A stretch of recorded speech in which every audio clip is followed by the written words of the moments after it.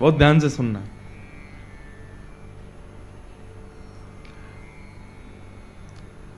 राधा रानी के गोलोक धाम में एक मणि का पिंजरा है। उस मणि के पिंजरे में एक सुख पक्षी रहता है जो कि सुखदेव जी ही हैं। ये सुखदेव जी के जन्म से पूर्व की कथा है। राधा रानी को वो सुख इतना प्रिय है, कभी कभी राधा रानी उसके पास जाती हैं तो उससे कहती हैं कहो गोविंद, तो वो तुरंत कहता है गोविंद। कहो माधव, वो कहता है माधव।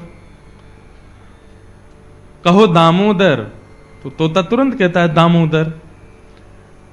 अब श्री किशोरी जी को इतना सुख मिलता है कि उन्होंने अपने जो सुख पक्षी है उसको इतने ठाकुर जी के नाम रटा दिए कि अब जब जब किशोरी जी उसके सन्मुख जाती हैं तो गोविंद, दामोदर, माधव इस प्रकार कह के करके वो कीर्तन करता है। और किशोरी जी को इससे बड़ा प्रेम हो गया। किशोरी जी को बहुत सुख है कि अब ये नित्य ठाकुर जी का नाम जप करता है। चलते फिरते उठते बैठते जब जब भी अपने कक्ष में आती हैं किशोरी जी, वो तोता गाना शुरू कर देता है, ठाकुर जी का नाम उच्चारण करना प्रारंभ कर देता है। एक दिन स्वयं श्री राधा रमन लाल जी जब गोलोक धाम पहुंचे और किशोरी जी के अंतःपुर में उन्होंने प्रवेश किया, ललिता, विशाखा आदि समस्त सखियों ने ठाकुर जी को प्रणाम किया, लेकिन उस सुख पक्षी ने प्रणाम नहीं किया। ठाकुर जी को प्रणाम ना करता देख किशोरी जी ने आज्ञा की, बोले तुमने प्रणाम क्यों नहीं किया? तब वो सुख पक्षी कहता है इनको प्रणाम क्यों करूं, ये कौन है? बोले ये वही हैं जिनका तुम नाम गाते, इतना लाभ जरूर हो जाएगा कि बस इसका जो इसके पूर्व संचित कर्म के जो पाप होंगे वो जरूर इस नाम निष्ठा से नष्ट हो जाएंगे, लेकिन इसको भगवत प्राप्ति कभी नहीं हो पाएगी। क्यों? नाम ही को जानता नहीं। और जाने बिन ना होए परितीति, बिन परितीति होत नहीं प्रीति। जाने बिन ना होए परितीति, बिन परितीत होत नहीं प्रीति। और जब तक प्रीति नहीं होगी तब तक श्याम सुंदर मिलेंगे नहीं। तब किशोरी जी ने उस सुख पक्षी को आज्ञा की कि हे सुख, तुम पृथ्वी पर जाओ और जिनका तुम नाम गाते हो ना, इनकी कथा सुन करके आओ, इनकी कथा में रम करके आओ, तब मेरी प्राप्ति होगी, नहीं तो लौट करके मेरे पास आना मत। श्री शुक मूर्छित भय माश शठ, 6 महीने के लिए मूर्छित हो गए शुकाचार्य जी। किशोरी जी से वियोग जब हुआ तब पुनः किशोरी जी की प्राप्ति के लिए शुकाचार्य जी ने पृथ्वी पर आकर के पहले महादेव से अमर कथा को श्रवण किया और फिर वेदव्यास जी के यहां पुत्र रूप में जन्म लेकर के संपूर्ण भागवत को अपने हृदय में धारण किया और परीक्षित को सुना करके, कहीं भी ग्रंथों में वर्णन नहीं है कि सुखदेव जी कहां गए, कथा सुनाते पूरी करते सीधे श्री शुकाचार्य जी किशोरी जी की शरण में चले गए। तब किशोरी जी ने उनको स्वीकार किया कि हां अब तुम कथा में रम करके आ गए हो, अब तुम उनके स्वभाव से, उनके भाव से, उनकी प्रत्येक क्रिया से अब तुम परिचित हो गए हो, अब तुम मेरे पास रहने योग्य हो। ये बात मैं क्यों बता रहा हूं? हापुड़ में किशोरी जी के उपासक बहुत हैं, लेकिन किशोरी जी किसको स्वीकार करती हैं? जो ठाकुर जी की कथा में रमा हो, ओतप्रोत हो, लता पता हो। आप किशोरी जी का नाम गुणगान खूब करो, लेकिन जिस नाम को आपने गाया उस नामी के यदि उस स्वभाव से आप परिचित नहीं हो तो किशोरी जी को वो नाम प्रिय नहीं लगेगा। आपके मुख से नाम गान में सुख ही उनको तभी आएगा जब कथा में रम। मैं कोई अपनी कथा, मैं तो आज जा रहा हूं कथा करके, लेकिन आप लोगों से निवेदन करके जा रहा हूं, कथा साधारण नहीं है बंधुओं। चारों युगों में जिनका प्रताप है, ऐसे श्री हनुमान जी महाराज को जब रघुनाथ जी जा रहे थे तो कह के गए तुम पृथ्वी पर ही रहो, हम सब जा रहे हैं गोलोक धाम, लेकिन तुम यहीं रहो। हनुमान जी बोले मैं नहीं रह पाऊंगा पृथ्वी पर। तब राम जी बोले अच्छा एक काम करें, तुमको हम एक वरदान देके जाते हैं। बोले क्या? बोले यत्र यत्र रघुनाथ कीर्तनम तत्र तत्र कृतमस्तकांजलिम बाष्पवारी परिपूर्ण लोचनम मारुतिम नमत राक्षसांतकम। जहां जहां मेरी कथा होगी तुम मुझसे प्रार्थना करोगे तो उस कथा में तुमको थोड़े क्षण के लिए जाने की मैं आज्ञा दे दूंगा, तुमको कथा यहां प्राप्त होगी पृथ्वी पर। तब हनुमान जी बोले फिर तो मुझे गोलोक धाम नहीं जाना, तब तो मैं यहीं रहूंगा ताकि मुझे कथा मिलती रहे। ऐसे श्री हनुमंत लाल कथा के रसिक हैं, इसलिए रघुनाथ जी के प्रिय हैं। ठीक वैसे ही हम ब्रजवासी हों चाहे ब्रजरज उपासी हों, लेकिन कथा में यदि हमारी रति नहीं है, कथा में यदि हमारी प्रीति नहीं है, ठाकुर जी स्वीकार नहीं करेंगे। और ठाकुर जी कर भी लेंगे, किशोरी जी नहीं करेंगी।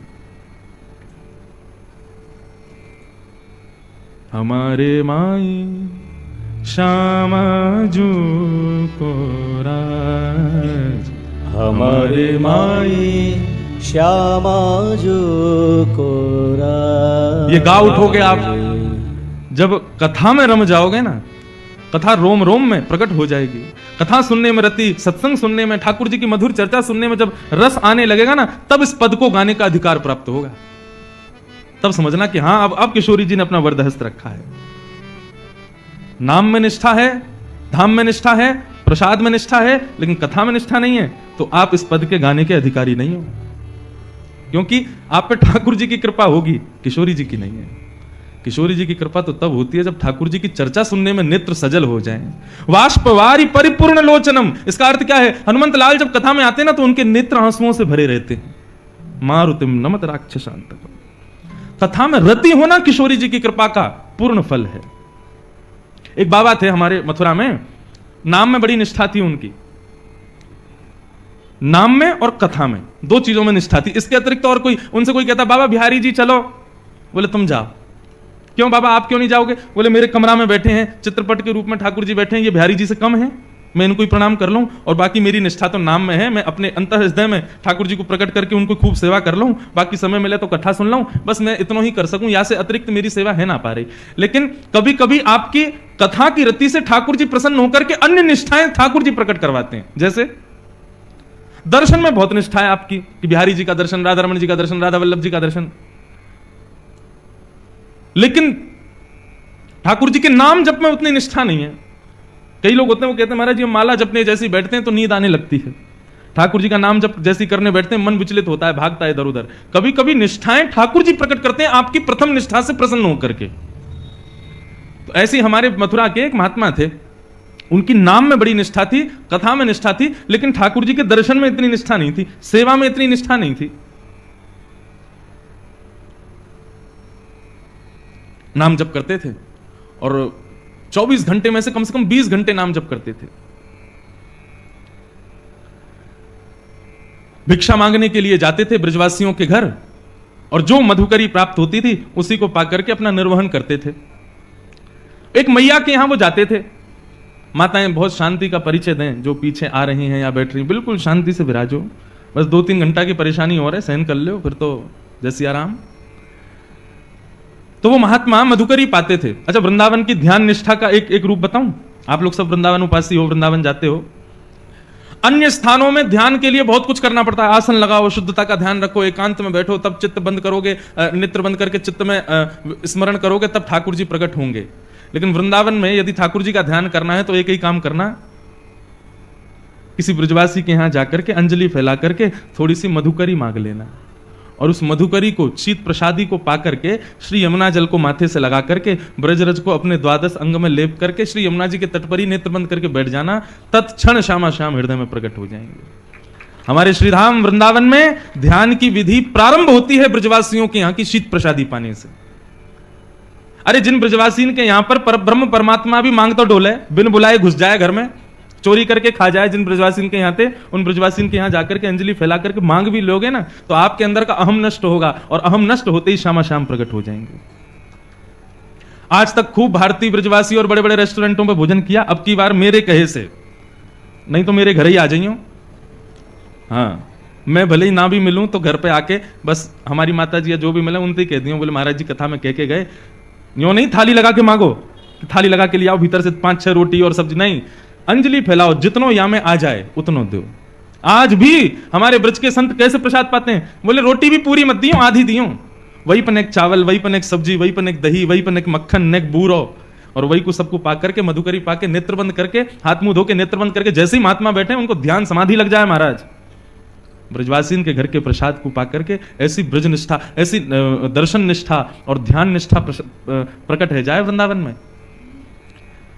तो वे महात्मा नाम जपी थे, लेकिन कभी कभी ब्रजवासियों के यहां जाकर के अंजलि फैला करके मांगते थे, और जो प्राप्त होता था उसको पाकर के पुनः हाथ धो करके फिर नाम जप करने लगते थे। एक मैया के यहां वो जाते थे, उन मैया के यहां पर मदन मोहन लाल जी विराज रहे थे। तो बाबा जब आते थे तो बंधुओं एक पद है श्री रैदास जी का, उसमें भाव है, सो ही सुहागन प्रिय जाहि रीझें। ठाकुर जी कब किससे रीझ जाएं कुछ पता नहीं है। जैसे ही वो बाबा नित्य अंजलि फैला करके प्रसादी मांगने के लिए आते तो भीतर बैठे मैया के घर में मदन मोहन लाल जी उन पर रीझ गए, और ठाकुर जी के मन में भाव आया, इनको नाम निष्ठा तो बहुत है लेकिन इनको मेरी सेवा और दर्शन में ज्यादा निष्ठा नहीं है। लेकिन नाम निष्ठा इतनी सुंदर है कि उससे ठाकुर जी प्रसन्न होकर के अब उनको अपने दर्शन की सेवा, दर्शन की निष्ठा उनके हृदय में प्रकट करना चाहते हैं। तो ठाकुर जी ने क्या किया, वो मैया रात्रि में जैसे ही ठाकुर जी को शयन करा करके सोई तो ठाकुर जी स्वप्न में प्रकट हो गए और मैया से बोले, मैया तेरे यहां वो जो बाबा आवे ना मधुकरी मांगवे, बोले हाँ, कल को जब वो भिक्षा मांगवे आवे ना तो तू मोए जाके दे दियो बाकी गोद में। मैया तो रोने लगी, बोले क्यों, मेरी सेवा में कोई कमी जो आप बाबा के पास जाना चाहो? बोले ना मैया, आपकी सेवा से मैं बड़ा प्रसन्न हूं, लेकिन अब आप थोड़े दिन की और रह गई हो, कछु दिना में आप चली जाओगी, फिर मेरी सेवा कौन करेगा? या हमारे मैं तो अपनी व्यवस्था कर रहा हूं, वह बाबा को जाके मुंह को कल दे दी हूं, अब मैं वही के पास रहूंगा। रात भर मैया रोई बेचारी, लेकिन ठाकुर जी की आज्ञा उसने मानी। दूसरे दिन जब संत पधारे तो कहा, मैया भिक्षा दो, कुछ मधुकरी प्रसादी दो। मैया भीतर से अपने ठाकुर जी लेके आई, बाबा की गोद में धर दिए, ले बाबा भिक्षा। बाबा बोले, हमसे ये सेवा वेवा नहीं होती है ठाकुर जी की, हम तो भैया नाम उपासी हैं, बस नाम जप करना जानते हैं। ये श्रृंगार करना, स्नान कराना, वस्त्र पहनाना और ये 56 भोग धराना, ये राजोपचार हमसे नहीं आता है, हम केवल नामोपचार जानते हैं। आप ठाकुर जी से पुनः निवेदन कर दो, छोटी सी कुटिया में रहता हूं मैं, यहां पे 8 बार भोग लगता होगा, मेरे यहां तो कोई प्रसादी की भी व्यवस्था नहीं है, इनको भूख बहुत लगती है, मैं इनको भोजन नहीं करा पाऊंगा। श्रीनाथ जी में 8 बार भोग आता है, जिसमें से 3 बार का भोग आप सुनकर के आश्चर्य करोगे, उसका नाम है श्रम भोग। क्या नाम है? श्रम भोग का तात्पर्य क्या है? ठाकुर जी को उठते ही पहले लड्डू और दूध का भोग लगता है श्रीनाथ जी को, या माखन मिश्री का भोग लगेगा। लड्डू तो विशेष है, लड्डू, दूध, माखन मिश्री ये सब तो आएगा ही उठते ही। यहां तक कि ऐसा वर्णन है कि श्री नंदलाल पौड़े भय रहे में उठे ही ना है, यशोदा मैया कभी पाम दबावे, कभी हाथ दबावे, ठाकुर जी उठे ही ना, चदरिया ओढ़ ले, मुंह मत उठाओ। तब मैया क्या करे, पात्र में दूध लेके आवे और लाला के सिरहाने पे हाथ रख के, लाला सोते भय लाला को उठा के ही मोहते दूध छुपा दे, तब दूध पीते पीते पीते पीते तब ठाकुर जी के नेत्र खुले, तब मैया उनकी आरती करे। ये है मंगला। आज भी श्रीनाथ जी में ठाकुर जी के शयन में ही दूध आ जाता है सुबह सुबह, और जो वहां मुखिया जी हैं वो दूध भोग को उठा के ठाकुर जी के अधर से छुपाएंगे, तब दीप प्रज्वलन वगैरह होंगे कि मतलब अब ठाकुर जी उठ गए, मतलब नींद में ही दूध पी में तब आंख खुले ठाकुर जी की। और श्रम भोग क्या है कि पहले आ गया मंगला भोग, फिर आएगा बाल भोग, और बाल भोग पाने के बाद फिर ठाकुर जी का श्रृंगार होगा, मुकुट धारण किया, माला धारण करी, सब करी, तो फिर कहे में कि भैया अब ठाकुर जी श्रृंगार करावे में थक गए, तो अब इनके लिए भोग लाओ, वो आता है श्रम भोग। बताओ, कपड़ा पहनवे में थक जाएं ये। दोपहर में राजभोग के बाद जब ठाकुर जी के मुकुट वुकुट सब बढ़ा दिए जाते हैं, उसमें भी इनको श्रम होता है, फिर श्रम भोग आता है। और ठाकुर जी को मुकुट नीचे किया ना, कड़ूला उड़ूला ने बढ़ा दिए हैं, ठाकुर जी को श्रम है, एक और भोग लाओ। कितनों काम है, पेट ही ना भरे इनको। तो बाबा बोलो, मैया ठाकुर जी से निवेदन कर दियो, मेरे यहां कोई व्यवस्था ना है, तुम तो बहुत बढ़िया सेवा कर रही हो, 8 बार भोग लगाओ, मैं तो खुद 1 बार पाऊं, कहां से खवाऊंगा, तुम्हारे लाला है। मैया वापस ले गई, ठाकुर जी है, बोले आज रात्रि में निवेदन कर दूंगी। रात में सपने में फिर ठाकुर जी आए, बोले मैया तुमने मुंह को क्यों नहीं दिया? बोले ठाकुर जी मैं तो जानू आप 8 बार भोग लगाओ, इतनी बार आरती करनी पड़े, हर बार इतनी सुंदर सुंदर सामग्री बनानी पड़े, बाबा के यहां इतनी व्यवस्था ना है, आप कैसे रहोगे? ठाकुर जी बोले मैं रह लूंगा, लेकिन रहूंगा अब उन्हीं के पास, आप मुंह को दे दो। बाबा जैसे रखेगो मैं वैसे रह लूंगा, वो रूखी रोटी खवावेगो मैं रूखी रोटी खाऊंगा, लेकिन रहूंगा बाबा के पास। बंधु इस भाव से ये पता चलता है हम सबके घर में ठाकुर जी बैठे हैं, कितनी कृपा है ठाकुर जी की। हम बच्चों को भोजन परोसते हैं तो बच्चे नाक मुंह मोड़ ले, मैया में नमक कम है, इसमें नींबू नहीं है, ये नहीं है, वो नहीं है। ठाकुर जी को जैसा दे दो वैसा पा लेते हैं। कई बार खीर पधरा देते हैं ठाकुर जी को, भोग लग जाती है, जब हम पाने बैठते हैं तब पता चलता है इसमें तो शक्कर ही नहीं थी, और ठाकुर जी पा लिए, कभी शिकायत नहीं करते, जैसा दे दो वैसा स्वीकार है। कैसे प्रेमी हैं ठाकुर जी। हमारे बच्चे नाक मुंह मोड़ते हैं, लेकिन ठाकुर जी कभी मना नहीं करते, सब स्वीकार करते हैं, जैसा दे दो। कभी कभी प्रसाद पानी बैठते हैं तब पता चलता है दाल में तो भयंकर मिर्चें खाई नहीं जा रही, हम उसमें पानी मिला रहे हैं, फिर नींबू डाल रहे हैं, भैया मिर्चें खब नहीं रही है, और ठाकुर जी ने पूरा भोग लगा लिया। कितने सहज हैं ठाकुर जी। इससे यह समझ आता है कि ठाकुर जी आपके घर में विराज रहे हैं, आप जैसी सेवा करना चाहो उनको सब स्वीकार है, क्योंकि वो आपके हैं। ऐसा प्रेम हम क्यों नहीं करते ठाकुर जी से। हम जैसा ठाकुर जी को वस्त्र पहना दें, जैसा स्नान करा दें। कई लोगों के घरों में जाता हूं, अलमारी में ठाकुर जी बैठे हैं, छोटी सी अलमारी में, बेचारे कभी मना नहीं करते, कभी कुछ नहीं कहते।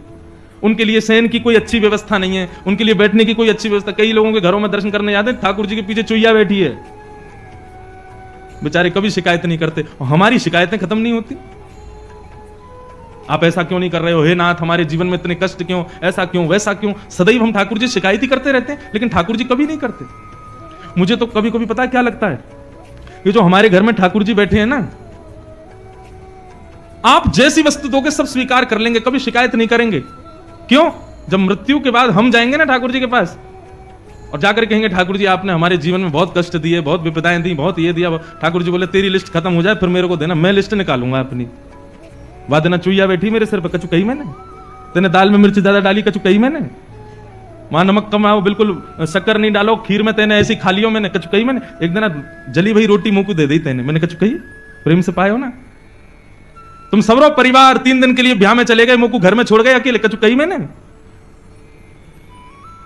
तो फिर मुझसे शिकायत क्यों? तो कभी कोई मुझे लगता है घर में जो ठाकुर जी बैठे ना, ये सब हिसाब बराबर करने के लिए बैठे हैं, ताकि तुम कोई शिकायत ना कर पाओ उनसे। तो मैया ने बाबा से कही, बाबा वो ठाकुर जी बाबा के यहां कोई व्यवस्था नहीं है।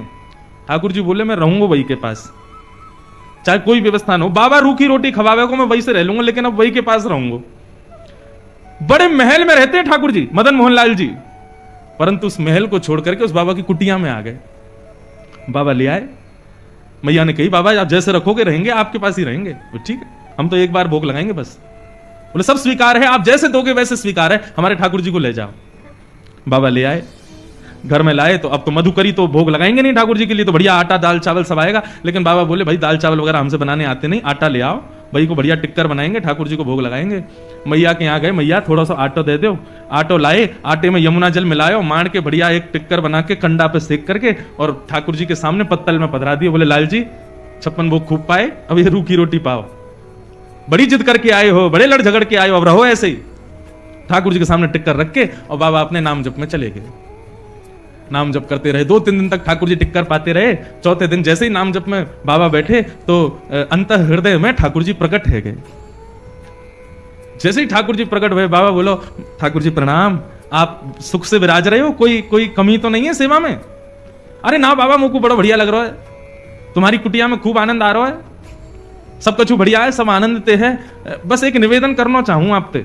बाबा बोले आज्ञा करो। बोले बाबा तुम जो टिक्कर बनाए करो ना, रूखे आटे में तुम यमुना जल मिला करके मार के मुंह को खवाए दो, अब वहां में स्वाद तो कछु रहना है, 3-4 दिन ते तो मैं पा रहा हूं, लेकिन अब मुंह को यूं लग रही है कि कल ते नेक वहां में तुम राम रस मिला दे करो, नमक मिला दे करो आटे में, तो नेक खावे में नेक स्वाद आ जाएगा, बाकी सब आनंद है, कोई दिक्कत नहीं। बाबा बोलो ठीक है भैया, आपको बढ़िया टिक्कर पवाएंगे, कल से राम रस लगा देंगे। तो मैया के पास गए, मैया आज आटो दियो, आटे के संग में राम रस और दियो। मैया बोली है गए चटपने चालू, चलो आगे आगे देखियो कहा होएगा। अब तो दूसरे दिन आटे में नमक वमक मिला के बढ़िया टिक्कर बना के ठाकुर जी को पवाया। 2-4 दिन ठाकुर जी वैसे ही पाए। चौथे दिन ठाकुर जी फिर प्रकट है गए। बाबा बोले ठाकुर जी सब आनंद, कोई कमी तो नहीं सेवा में? ना बाबा सब आनंद है, रहो खूब चकाचक पा रहे हैं हम तो। बस बाबा ने एक बात कह रहो। बोले कहा तुमको मेरी आवाज ने कर्कश लग रही है? बाबा बोले हाँ नेक लग तो रही है कमजोर सी। बोले बाबा वो रूखी रोटी खा खा के मेरा गलो जो है का वहां में रोटी इर्ज गई है। अरे सरकार आपको कष्ट है गए, इर्ज गई समझ गए, इर्ज गई मतलब फंस गई है। तो बाबा बोले आज्ञा करो। बोले मैं तो बस यूं कह रहा हूं कि कल ते नेक घी चपड़ दोगे वहां में रोटी में, तो नेक वो नेक आसानी तो भीतर चली जाए करेगी। बाबा बोले मतलब अब कल से आटा नमक और घी भी लाना है। अरे बाबा ने बस घी लिए हो, जहाँ हम घी के बिना मक्खन के बिना तुम कभी ना रहे, आप सब पता है। बाबा बोले ठीक है। दूसरे दिन गए, मैया आज आटो दियो नमक दियो, नेक्स्ट तो घी और दे दियो। मैया बोली ले जाओ प्रेम से पवाओ। अब महाराज आटे में नमक वमक मिला के बढ़िया टिक्कर बना के घी चुपड़ दिया, ठाकुर जी को भोग लगाया। 4-5 दिन ठाकुर जी ने कोई शिकायत नहीं करी। 6 दिन बाद ठाकुर जी फिर प्रकट हुए। बाबा बोले ठाकुर जी अब तो ना इर्ज रही गरे में? ना बाबा अब तो सब बढ़िया है, रोटी में बढ़िया नमक को भी स्वाद आ जाए, घी भी बढ़िया है, नीचे चली जाए। मैं तो बाबा बस यूं कह रहा हूं कल तो एक आलू और ले आया करो, वह आलू भूंज के वहां में नमक मिर्च डाल के बाकी चटनी बना करके बाबा उधर दे करो संग में। बाबा ने उठाए ठाकुर जी और लेके गए मैया के पास। बोले धरो या अपने पास ही। अरे अभी आटो आयो नमक आयो घी आयो, तो 56 भोग ले आएंगे कल को घर में, कहां भजन करूंगा मैं। जैसे ही मैया की गोद में दिए ठाकुर जी प्रकट है गए और बाबा के गले से लग गए। बोले मैं रहूंगा तुम्हारे पास ही, चाहे जैसे रखो मैं रहूंगा तुम्हारे संग ही।